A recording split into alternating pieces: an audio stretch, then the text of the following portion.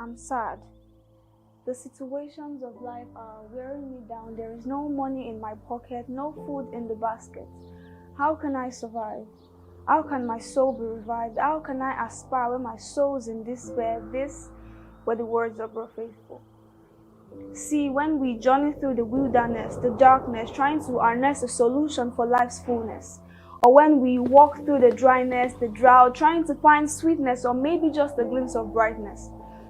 And at times, all we need is a fortress to rely on to suppress this oppression. And at times, we are struggling, suffering, hoping that we might find the light, but all seems to no avail and everything seems ugly.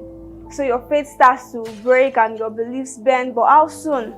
How fast can you have forgotten about the Alpha, the beginning and the end, Christ, the Deliverer, El Shaddai, the first begotten of the dead, God, higher than the highest, irrevocable, irresistible, the judge of the jury, the King of all creation, the Lamb of the tribe of Judah, the Most High, never-ending Omega, the priest of all priesthood, the qualifier of the qualified and unqualified, the righteous one, the Savior, the teacher, the unchangeable God, the voice in the wilderness, the wise one, excellent, the yoke and burden dissolver, the zeal of the zealous.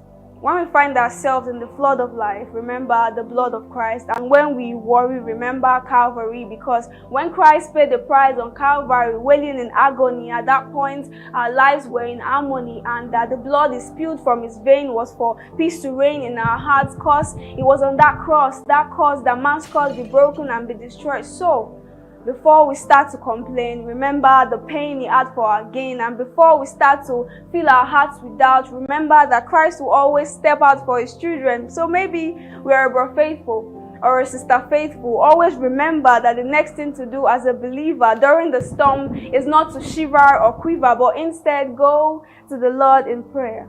Because in him we have triumphant power over sin, triumphant power over sicknesses, triumphant power over Satan.